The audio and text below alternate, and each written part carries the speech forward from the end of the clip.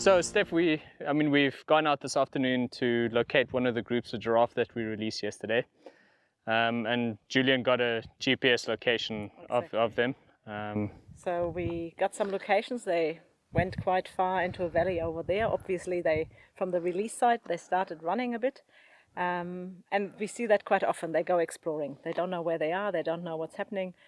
So they went into a valley there, and then they returned, and we got a quick sighting of them on the road, 3 of them. And then they got wind of us, pretty much legged it along this valley. And we can't see them here now, but we see the road where we were standing, and saw they were running around here. But now we can't see them, so they probably ran into the wind, into the sun, and disappeared around the mountains here. So yeah, they're just exploring the area, and that's really normal behavior. We see normally where we have used the trackers after a translocation, we see a lot of initial movement, just really exploring the area before they settle down somewhere. And what we also often see is that the groups, even if they were released a couple of days apart, they eventually find each other and hang out together. We obviously will try and get a proper visual of them. What are the things that we're going to be looking for when we find them? Are we going to just to make sure that they eat in and?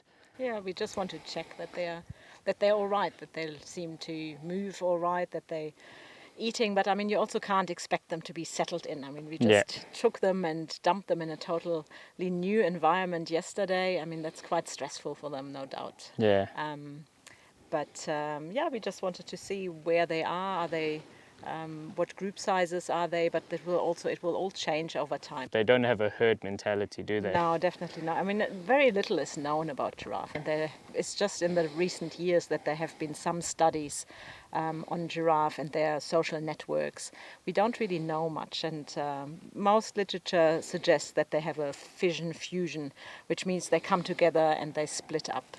What we see a lot now in the Warnep, where we have our Warnep and Horsesip River, where we have our long-term research, that we tend to see certain females together, but then others join them and split up again. So there is no hard and fast, and they definitely don't have the strong family bonds as we see with lion or elephant. So there's a high probability that the next time we find the giraffe we saw just now with the SAT unit, that she could be with different giraffe or more giraffe in the group. She could, but they could also still be in the same group. You just really don't know. Yeah. Also, as you alluded to before, when we caught them yesterday, they came out of 3 different groups. So we don't know, were they related, were they just mates, were the groups related? We just really don't know much about it. And it's definitely something we need to learn more about. It's something in the back of our minds. When we do translocations, do we actually pull families apart? But at the moment, we just don't have enough evidence to say it could be negative. All our conservation actions are based on the latest science we have. Maybe in some cases we look back in a few years and say, wasn't the best decision, but we still believe it's much more important to actually take decisions and actions now, rather than just research and say we'll wait, and once we know everything, then we do something. That could just really be too late for giraffe. Yeah, and I mean, it's something that's really threatening across Africa. I mean, you guys have been doing amazing work across the continent, and giraffe populations are threatened all over. Exactly. I mean, most people are really just don't know. So even when we talk to conservationists who work in different fields, most people are really surprised when we tell them there's only about 111,000 giraffe left in Africa. And just to put that into perspective, that means there is 1 giraffe for every 4 elephant. Yeah. I mean, we worry about elephant, and rightly so. They are absolutely in trouble, but giraffe actually are in trouble too, and maybe a little bit worse off at the moment. So it's really important to start doing something, and by moving giraffe here, we just really have extended their range. We're bringing them back into areas where they historically occurred, and that just gives them the opportunity for numbers to rise even more. So obviously there'll be something that we're going to be developing with GCF, and we'll be partnering with Doornhouse Conservancy and their game guards where we're going to sort of develop an ID book on the giraffe in this area. And then when the ultimate guides are out in this area, they'll, with their guests, sort of work through the ID book, and it'll give you guys a bit more information out here, sort of a third eye in this area. Yeah, it's really great because, I mean, as you will know, but lots of people don't know, each giraffe looks different. So their coat pattern is individual, just like a human fingerprint. So by taking photos of the left and the right side, we can individually identify giraffes. So when they ran off the truck yesterday, we took photos of all of them on both sides, left and right. So we will compile that for a ID book that is just something nice then for your guides also to have in the car when they drive around, because guests actually really enjoy it. Yeah. If they can look and you can look at the pattern and everyone sees and something work it else. out. And Exactly, you see a little flower or a heart or something. Yeah. And you can actually ID the giraffe, or if there's not enough time or guests lose interest, you just quickly take some photos and then we can look at it. And there's also programs that help identification, so we can then just check it in the computer, run it through the algorithm, and can quickly see which giraffe we see regularly and also which giraffe we see together. Even going forward, the monitoring and the constant conservation of giraffe in this area, it's all about partnerships.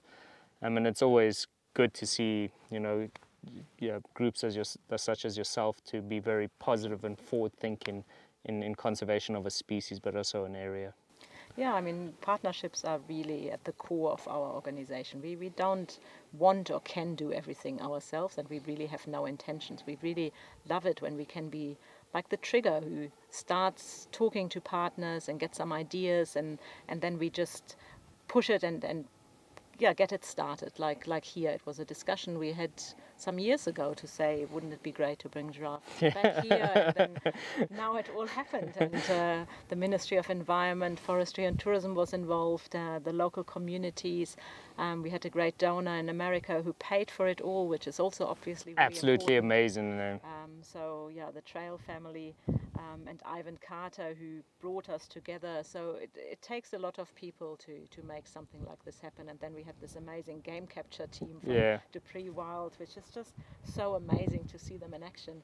And then the giraffe are here, and now we have to take it further. But we really like it to hopefully also now create some excitement with the local communities, that they develop a pride. And I mean, yesterday the Gerson, the head of the conservancy, was there, and he brought his wife and some other guys, and everyone was really happy to see the giraffe. And we hope this stays the way, and that they have positive thoughts and are proud of their animals and look after them.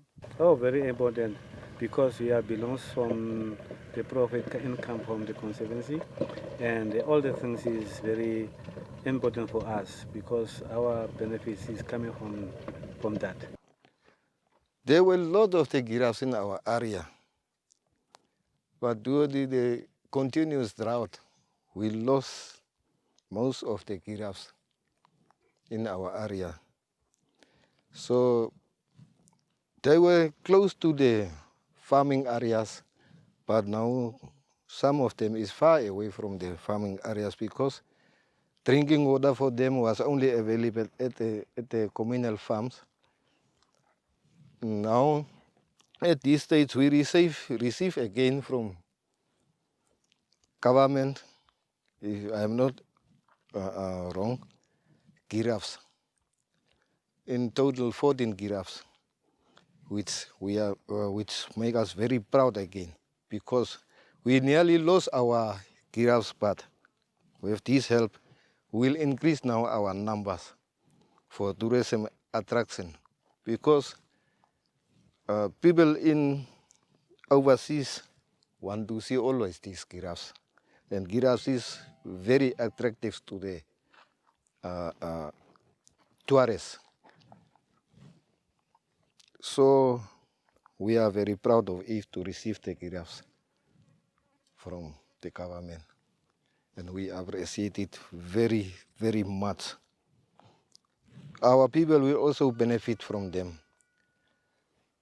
When the giraffes, now when the total of the giraffes increase, they will roaming in all the areas where the communal farms are. And these giraffes will attract again the tourists to our people, where they are making the business with craft and so on. And that's why my community is also appreciate these giraffes.